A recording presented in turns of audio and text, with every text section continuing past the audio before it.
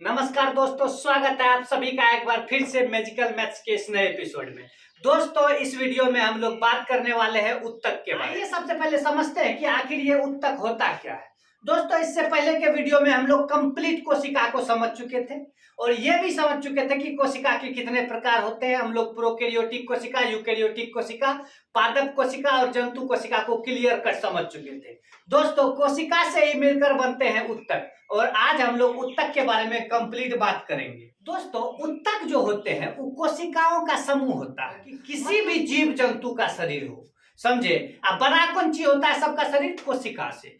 और बहुत सारा कोशिका से मिलकर शरीर बना होता है। एक्चुअली इकट्ठे न बन जाता है शरीर। जैसे सोचिए कि हम कहते हैं कि ईटा से घर बनता है, तो ईटा से इकट्ठे घर नहीं बन जाता है। ईटा से पहले दीवार सब बनता है और दीवार सब मिलता है तब घर बनता है। उसी प्रकार कोशिका से डायरेक्ट शरीर का निर्माण नहीं होता है। कोशिका सब मिल मिल के पहले कुछ और बनाता है, तब उससे मिलकर कुछ और बनता है, तब उससे मिलकर शरीर बनता है। तो दोस्तों, कोशिका सब जो है जब आपस में मिलते हैं ना एक के काम करने के लिए, तब उसको हम लोग कहते हैं उत्तक। मतलब कि अगर समान कार्य के लिए बहुत सारे कोशिका एक जगह मिल जाएं और समान कार्य को करें, तब उसको हम लोग उत्तक कहेंगे। दोस्तों, ये ठीक उसी प्रकार है कि बहुत सारा ईटा को कोशिका मान लीजिए, तो ईटा से मिल मिल के क्या बनता है? दीवार बनता है। तो दीवार हो गया उत्तक। उत्तक सब मिलेगा तब अंग बनेगा। अब सब कोशिका से मिलकर उत्तक बनेगा। तो क्या सब कोशिका एक के प्रकार का है दुनिया में? तो आप बोलिएगा नहीं सर, पिछले वीडियो में तो बताए हैं कि सब कोशिका अलग अलग होता है, मतलब कि बहुत सारा कोशिका अलग अलग होता है। अलग अलग कोशिका जब मिलेगा तो अलग अलग उत्तक बनेगा। और एगो बात है कि किस काम को करने के लिए उत्तक बने हैं, यह डिपेंड करता है कि उत्तक कैसा बनेगा। सिंपल समझिए, एगो उदाहरण से मान लीजिए कि ईंटे से ना घर भी बनता है, ईंटे से बैठकी भी बनता है और ईटा से ही वॉशरूम सब भी बनता है। लेकिन शुरुआत सबका ईंटे से होता है, लेकिन जब दीवार बनाने का बात आता है, उत्तक बनाने का बात आता है, तब आप घर का दीवार थोड़ा अलग बनाते हैं, बैठकी सबका सिस्टम अलग बनता है, वॉशरूम का अलग सिस्टम बनता है। तो दोस्तों, बना सब कुछ ईंटे से, लेकिन उसका संरचना में डिफरेंस आना शुरू हो गया ना। उसी तरह बना है सब चीज का शरीर कोशिका से, लेकिन कोशिका जिस हिसाब से जुड़े हुए हैं ना, उस हिसाब से उत्तक अलग हो गया, क्योंकि सब में काम अलग अलग है। उसी प्रकार से देखिए दोस्तों कि जंतु का शरीर का कार्य अलग होता है। इसके लिए उसमें जो कोशिका सब आपस में मिले हुए हैं, अलग काम करने के लिए मिले हुए हैं, तो जो अलग काम करने के लिए कोशिका का समूह हुआ, अलग उत्तक हो गया। अब पादप में भी कोशिका सब मिला है अलग काम करने के लिए, तो वहां भी उत्तक बना, लेकिन वो अलग उत्तक हो गया। तो उत्तक किसे कहते हैं? कि कोशिकाओं का वैसा समूह जो समान कार्य की दृष्टि से बने हो, एक के काम को करने के लिए बने हो, उसको हम लोग क्या कहते हैं? उत्तक। उत्तक हो गए कोशिकाओं का समूह। अब कोशिका सब चीज से बना है, तो पादप का उत्तक अलग होगा, जंतु का उत्तक अलग होगा। तो उत्तक पादप में भी होते हैं और उत्तक जंतु में भी होते हैं। नॉर्मल क्या देखते हैं कि सबसे पहले क्या आता है? सबसे छोटा कौन चीज से बना है सब चीज का शरीर? तो कोशिका। कोशिका सब ढेरी मिला, बहुत सारा कोशिका मिला, तब क्या बन गया? उत्तक। लेकिन एक के काम करने के लिए जो कोशिका बना है उसको उत्तक बने। समझ गए? अब उत्तक सब जब मिलता है, ढेरी सारा है उत्तक, बहुत सारा उत्तक मिल गया, तब वो बना अंग। कोनो अंग एको बन गया। अब अंग सब मिलके अंग तंत्र बना, तब बना शरीर। तो सबसे शुरुआत तो कोशिका से होता है। कोशिका सब जब मिलता है तब क्या बन जाता है? उत्तक। तो हम लोग में भी, अब जंतु में भी कोशिका होता है तो उसमें भी जुड़ेगा तो उत्तक बनेगा। पादप में भी कोशिकाएं होती है, उसमें भी जुड़ेंगे तो उसमें भी बनेगा क्या? उत्तक। तो दोस्तों, नॉर्मल रूप से समझ गए, सबसे पहले कोशिका, उसके बाद उत्तक, तब अंग। इसी प्रकार जैसे ईंट से जुड़कर दीवार बनता है, दीवार हो गया आपका उत्तक, और दीवार से जुड़कर मकान बनता है, वो हो गया अंग। यहाँ दोस्तों एगो भुट्टा का फोटो बना है। आजकल भुट्टा का जमाना चल रहा है, मकई का सीजन है, तो भुट्टा में देख लीजिएगा तो दाना दाना जो हो गया वो हो गया कोशिका, और ढेरी दाना दाना मिलके एगो जो भुट्टा बना, तो भुट्टा हो गया आपका क्या? उत्तक हो गया। दोस्तों, कोशिका तो देखे थे, जंतु में अलग प्रकार का कोशिका है और पादप में अलग प्रकार का कोशिका है, मतलब थोड़ा सा अंतर है डिजाइन में दोनों का कोशिका। तो अगर जंतु कोशिका सब जुड़ के उत्तक बना तो जंतु का उत्तक बना, हे बला। और अगर पादप का कोशिका सब जुड़ के उत्तक बनाए तो पादप उत्तक बना, हे बला। तो दोस्तों, अब हम लोग एक एक करके पादप उत्तकों को समझते हैं और जंतु उत्तक को समझेंगे। दोस्तों, हम लोग तो अभी जान गए कि कोशिका से मिलकर उत्तक बनता है। तो पादप का देह में कितना कोशिका? तो बोलिएगा अनगिनत कोशिका, क्योंकि अनगिनत कोशिका है सही में, तो उत्तक भी अनगिनत बना होगा। तो उत्तक को हम लोग गिन तो नहीं पाते हैं क्या वो उत्तक है, लेकिन हाँ ये डिसाइड कर लेते हैं कौन प्रकार का उत्तक है। ही भाई उत्तक कैसा काम करता है, ये उत्तक कैसा काम करता है। तो पादप उत्तक को दो भाग में विभाजित किया गया है। तो एक पादप उत्तक को हम लोग विभज्योतकी कहते हैं, क्योंकि यह विभाजन करता है। विभाजन का मतलब इसमें बच्चा पैदा करने का शक्ति है, बचा हुआ जवन का सब है।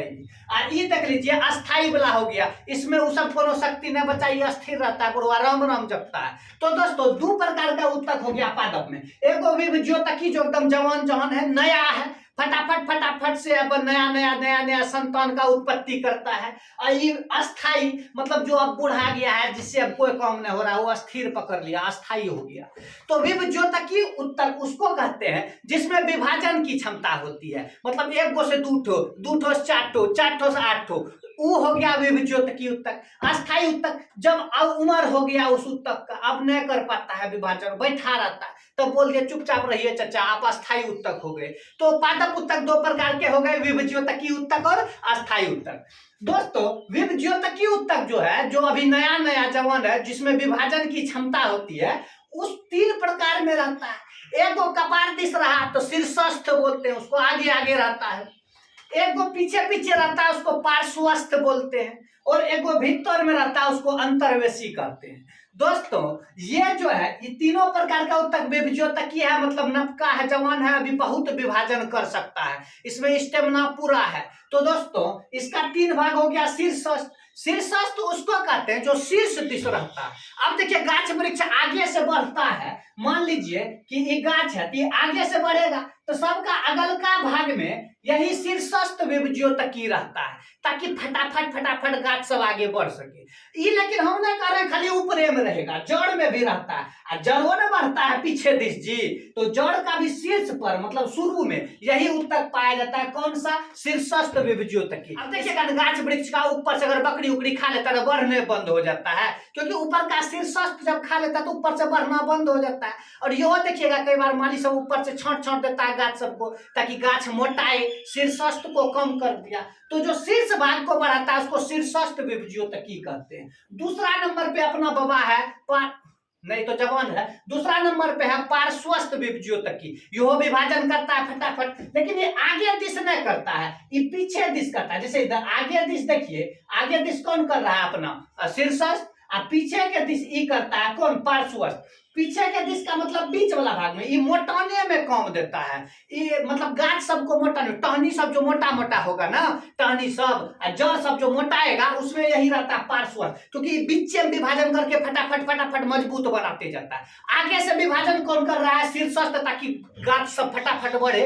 और पीछे से कौन कर रहा है? पार्श्वस्थ, ताकि गाछ सब मोटाए। तब बोलेगा सर आगे से हो गया, पीछे से हो गया, ये बेचारा अंतर्वेशी, ये भीतर में रहता है, यो जवन के न है, यो फटाफट करता है कोशिका विभाजन। लेकिन कहाँ रहता है सर? तो ये रहता है जहां नपका टहनी फुटता है ना गाछ का, वही रहता है अंतर्वेशी। जैसे देखिए अगर ये गाछ हो गया, आपका ये गाछ हो गया, तो इसमें आगे दिश कौन रह गया? आगे दिश रहता है शीर्षस्थ। अब इधर भी पीछे के दिश रहेगा पार्श्वस्थ, ताकि मोटा सके। और नपका टहनी गाछ को निकालना है अपना, तो इस शीर्षस्थ को कोई मतलब है बोला ना हम खाली आगे बढ़ाएंगे, ये बोला नहीं हम खाली मोटाएंगे, तो नपका जो ठल्ली निकलेगा वो कहां से निकलेगा? उसमें ये अंतर्वेशी काम देता है। कौन काम देता है? अंतर्वेशी। यानी जहां जहां नया टहनी सब फूटता है, वहां अंतर्वेशी विभाज्योतकी उत्तक रहते हैं। तो दोस्तों देख लिए कि विभाज्योतकी उत्तक तीन प्रकार के होते हैं: शीर्षस्थ विभाज्योतकी, पार्श्वस्थ विभाज्योतकी और अंतर्वेशी विभाज्योतकी। शीर्षस्थ का काम है शीर्ष दिश, चाहे ऊपर बढ़े चाहे नीचे जड़ दिश बढ़े, ऊपर में रहता है शीर्ष दिश। अब देखिए दूसरा हो गया पार्श्वस्थ का काम है गाछ को मोटाना, बीच में रहता है, पीछे दिश बढ़ाता है, आगे दिश शीर्षस्थ, पीछे दिश कौन बढ़ाया? पार्श्वस्थ। और अंतर्वेशी जहां नपका टहनी सब फूटता है, वहां अंतर्वेशी उत्तक रहता है, ये भी विभाजन करता है, फटाफट गाछ लंबा चौड़ा हो जाता है। पादप उत्तक का दूसरा भाग जो होता है वो होता है अस्थाई। अभी बोले विभाज्योतकी मतलब जिसमें विभाजन का क्षमता हो। अब उसका उम्र हो गया चच्चा का, अब जो है वो अस्थिर हो गया, राम जप रहा, तब उसको कौन सा उत्तक बोल दिए? अस्थाई उत्तक बोल दिए। अब इसमें भी बुढ़वा सब में देखिएगा दो प्रकार का बुढ़वा होता है। एगो बुढ़वा आता है सरल बुढ़वा, शांत, एगो बुढ़वा आता है गुस्साहा, जटिल अस्थाई। तो अस्थाई उत्तक भी दो प्रकार का हुआ, सरल अस्थाई और जटिल अस्थाई। सरल अस्थाई उत्तक उसको कहते हैं जो एक के प्रकार का कोशिका से बना हुआ रहता है, मतलब इसमें सब कोशिका सेम रहेगा। हाँ, ऐसे गोले गोल कोशिका हमको चाहिए, दूसरा रंग का नहीं लेंगे। अगर एक के प्रकार का कोशिका से मिलके बना है तब बोलेंगे सरल अस्थाई उत्तक। अगर रंग बिरंगे, एगो गोल का, एगो चौड़ का, एगो त्रिभुजाकार, सब रंग का मिल गया तब उसको बोले हम जटिल अस्थाई उत्तक। तो दोस्तों अस्थाई उत्तक जो होते हैं वो दो प्रकार के होते हैं, सरल अस्थाई उत्तक और जटिल अस्थाई उत्तक। सरल अस्थाई उत्तक जो होता है शांत बाबा, वो तीन प्रकार का होता है। एगो होता है मृदु उत्तक, एगो होता है स्थूल कोण, एगो होता है दृढ़। तीन को मतलब ये तीनों सरल बाबा है। हाँ, सरल ही है, ये तो साफे एकदम नॉर्मल रहता है। मृदु तक, मृदु भाषी, बेटा ये काम कर दो ना प्लीज, ऐसे वाला। ये स्थूल कौन होता है, इन्हें ढेर मृदु भाषी होता है, न कठोर, ये काम तुमको करना चाहिए लेकिन, ऐसा वाला। ये हो गया दृढ़, ये थोड़ा सा और कठोर बोलेगा, करेगा तुम अभी काम, ऐसे टाइप का। तो सरल अस्थाई उत्तक तीन प्रकार का, मृदुतक, स्थूलकोण और दृढ़। दोस्तों मृदुतक जो होता है वो सबसे बाहरी, मतलब कोनो गाछ है ना, सबसे बाहरी भाग में कौन रहता है, मृदुतक। मतलब एकदम देखिए, गाछ का सबसे बाहरी चमड़ी को बोलते हैं हम लोग एपिथेलियम। एपिथेलियम का परत रहता है, एपिथेलियम के जस्ट बाद जो है यही रहता है कौन, सरल अस्थाई उत्तक। सरल में भी पहले कौन रहेगा, मृदुतक। मृदुतक का खास बात क्या है कि मृदुतक उत्तक देखिए, उसके कोशिका के बीच बीच में जगह रहता है, खाली जगह सब, कोशिका के बीच बीच में खाली जगह सब रहता है मौजूद। खाली जगह से थोड़ा गैस का आदान प्रदान करने में आसानी होता है, मतलब कार्बन डाइऑक्साइड और ऑक्सीजन का आदान प्रदान करने में। कई बार तो मृदुतक में देखे हैं कि हरित लवक भी मिल जाता है, हरित लवक मिल जाता है तो उसी को कहते हैं हरित उत्तक, खाना बना लेता है। सोचिए खाना बनाने का हम पत्ता का न था, लेकिन इसमें भी अगर हरित लवक मिल जाता है मृदुतक में, गोटेक्थो में, तो वो भी खाना बना लेता है। गोटेक्थो में तो बड़का बड़का एकदम देखते हैं रसधानी सब इसका कोशिका में रहता है, ताकि जल का संतुलन को पूरा कर सके। तो सबसे बाहर में आ जाता है मृदुतक। मृदुतक का पहचान क्या है कि कोशिका के बीच में ढेरी गैप सब रहता है, ठीक। उसके बाद 2 नंबर पे आता है स्थूल कोण। स्थूल कोण के कोशिका के बीच में गैप नहीं रहेगा, एकदम सटा सटा हुआ, कोना कोना सब रहेगा, उसका लिग्निन जमा हो जाता है। क्या जमा हो जाता है, लिग्निन। दोस्तों लिग्निन किसको कहते हैं, लिग्निन कोशिका को जोड़ के रखने में मदद करता है, लिग्निन। ये स्थूल कोण के कोशिका के बीच बीच में मिलता है। स्थूल कोण वही है जिसके चलते टहनी सब आराम से झुक जाता है, उठ जाता है। मतलब कि स्थूल कोण जो है वो कोशिका को लचीलापन प्रदान करता है, यांत्रिक सुरक्षा भी प्रदान करता है। यांत्रिक सुरक्षा मतलब खड़ा रहने में मदद करता है, हवा आया थोड़ा सा झुक गए लेकिन रहेंगे खड़े। अब देखिए दूसरा दृढ़ उत्तक सबसे मजबूत वाला हुआ, इसमें लिग्निन खाली कोने कोने में था, इसमें जो है कोशिका का भित्तिये में ढेरी लिग्निन जमा हो जाता है, तो कोशिका भित्ति से एकदम मोटा आ जाता है और मजबूत हो जाता है बहुत। तो कोशिका को पूरा सुरक्षा प्रदान करने में यही दृढ़ वाला काम देता है, क्योंकि इसका भित्तिये में ढेरी लिग्निन सब जमा होता है, कोशिका सबके बीच में बिल्कुल जगह नहीं रहता है, और ये जो है मजबूत होता है, बहुत ज्यादा मजबूत होता है और कोशिका को एकदम मजबूती प्रदान करता है। ये खास करके जाइलम फ्लोएम के पास मिलेगा आपको, एकदम बिचल का जगह पे जहां मजबूत लकड़ी सब होता है। और मृदुतक जो होता है सब भाग में मिलेगा आपको पत्ता में भी मिलेगा, तना में, जड़ में, सब चीज में मिलेगा। स्थूल कोण मुख्यतः टहनी सब में मिलेगा आपको।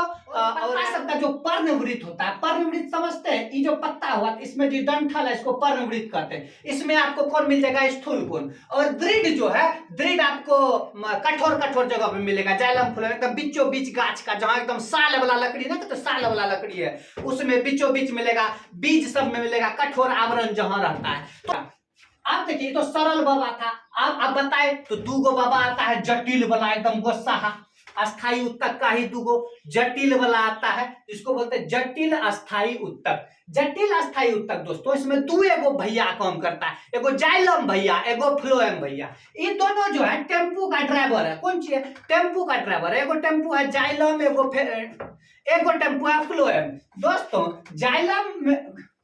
दोस्तों जाइलम का मुख्य काम होता है कि जमीन से जब जड़ का मूल रोम यहां से खींच लेता है पानी और खनिज लवण सब, अब इसको चढ़ाने के लिए ऊपर कोनो जुगाड़ तो चाहिए, क्योंकि खाना बनेगा कहाँ, खाना तो बनेगा पत्ता में। अब वहां तक पानी को ले जाने वाला कोई तो चाहिए, तो वही टेम्पू का काम कौन करता है, जाइलम। जाइलम में ऐसा जुगाड़ सब फिट रहता है कि पानी को विसरण विधि द्वारा खिंचले लेके कहाँ चल जाता है, पत्ता सब में, जहां की पानी का जरूरी पड़ता है, और वहां से क्या होता है, खाना बनता है और वाष्पोत्सर्जन भी होता है। दोस्तों, तो जाइलम का मेन काम हुआ कि पानी और खनिज लवण को जड़ से खींच के कहां ले जाना, वहां तक, कहां तक, पत्ता तक। आप देखिए, तो ये एक के दिशा में चलता है, नीचे से पानी लेकर ऊपर जाएगा, एक पथीय प्रवाह है जाइलम का। जाइलम एक जटिल अस्थायी उत्तक है। जटिल अस्थायी उत्तक उसी को कहते हैं, ढेरी प्रकार का कोशिका से बना है। एक के रंग का कोशिका ने, 4 गो ई वाला कोशिका, 4 गो। मुश्किल काम न करना है, मुश्किल काम करना है तो रंग बिरंग का आदमी चाहिए, तो रंग बिरंग का कोशिका लेके जाइलम बना, और जाइलम कौन सा काम करता है, तो जल और खनिज लवण को नीचे से खींच के ऊपर ले जाता है, कौन, जाइलम। दोस्तों, दूसरा भैयारी है इसका फ्लोएम। फ्लोएम का काम इसी के जैसा है, वो भी एक टेम्पू का ड्राइवर है। उसका मेन काम क्या है कि जो खाना पीना बना पत्ता में या जहां भी बना, पत्ते में बनता है मुख्यतः, कभी कभी तना में बनता है, तो जहां खाना पीना बना वहां से खाना पीना लेके नीचे जड़ को भी पहुंचाना, इधर का तना, जहां जहां खाना नहीं बना है सब जगह पहुंचाना। तो फ्लोएम का काम है, खाना पीना जब बन जाता है तो उसको सब जगह पहुंचा देना। तो खाना पीना को सब जगह चाहिए, नीचे भी ले जाना है, इधर भी, इधर भी, तो इसका एक दिशीय प्रवाह नहीं होता है, सब दिश में लेके जाता है। लेकिन जाइलम का काम है खाली पानी और खनिज लवण को ऊपर ले जाना, और वहां जब खाना बन जाता है तो फ्लोएम वो पूरा पेड़ पौधा में डिस्ट्रीब्यूट कर देता है। तो दोस्तों, आइए एक बार फटाफट से रिवाइज करते हैं। पहला देखिए, पादप उत्तक 2 प्रकार का, विभज्योतकी, जवान सब जो विभाजन कर सके, और अस्थाई मतलब बूढ़ा जो अस्थिर हो गया। विभज्योतकी ही जब बूढ़ा हो जाता है ना तो अस्थाई बन जाता है। तो विभज्योतकी 3 प्रकार का, शीर्षस्थ, पार्श्वस्थ, अंतर्वेशी। शीर्ष दिख रहा तो शीर्षस्थ, इधर बीच में मोटाने के लिए रहा तो पार्श्वस्थ, और टहनी सब जहां फुटता है वहां रहा तो अंतर्वेशी। देखिए दोस्तों, क्वेश्चन पूछता है कि पौधे में लंबाई बढ़ने का कारण कौन है, शीर्षस्थ है, मोटाने का कारण कौन है, पार्श्वस्थ है, नया नया टहनी सब जो फुटता है उसका मेन कारण कौन है, अंतर्वेशी। दोस्तों, अब जो बूढ़ा वाला है, बूढ़ा भी 2 प्रकार का है, एगो है सरल बूढ़ा, एगो है गोस्साहा बूढ़ा, जटिल जिसको बोलते हैं। सरल बूढ़ा 3 प्रकार का, मृदुतक, स्थूलकोण, दृढ़। सरल बूढ़ा उसी को बोलते हैं जो एक के प्रकार का कोशिका से बना होता है। तो मृदुतक जो सबसे बाहर में रहता है, थोड़ा बहुत हल्का पतला सा, हवा बिहार को आने देता है, पानी सबको जमा करता है, आराम से रहता है, खानो पीना बना लेता है। और स्थूल कोण जो है वो थोड़ा सा मजबूत ही होता है, थोड़ा सा कमजोर भी, लचीलापन प्रदान करता है, और दृढ़ ही पूरा प्रोटेक्शन देता है, गाछ को बहुत मजबूत होता है। आगे दोस्तों, अस्थाई उत्तक गोस्साहा बुलाया, जटिल अस्थाई 2 प्रकार के, इसमें जाइलम भैया, फ्लोएम भैया। जाइलम भैया वही जो जड़, पानी और खनिज लवण को ऊपर तक खींच के ले जाने का काम करता है, और फ्लोएम भैया वही जो जहां खाना बनता है वहां से पूरा गाछ में डिस्ट्रीब्यूट करता है, बांटता है। इस वीडियो के माध्यम से कंप्लीट समझ चुके होंगे कि क्या होते हैं आपके पादप उत्तक और कैसे काम करते हैं। दोस्तों, अगले वीडियो में हम लोग जंतु उत्तक के बारे में कंप्लीट समझेंगे, और समझेंगे कि जाइलम और फ्लोएम में क्या अंतर होते हैं। थोड़ा डिटेल से जाइलम और फ्लोएम को समझेंगे, इसके लिए एक सेपरेट वीडियो लगेगा। इसी तरह के इंफॉर्मेटिव और इंटरेस्टिंग वीडियो को देखने के लिए आप हमारे चैनल मैजिकल मैथ्स को लाइक कीजिए, सब्सक्राइब कीजिए और फॉलो कीजिए। दोस्तों, बहुत बहुत धन्यवाद।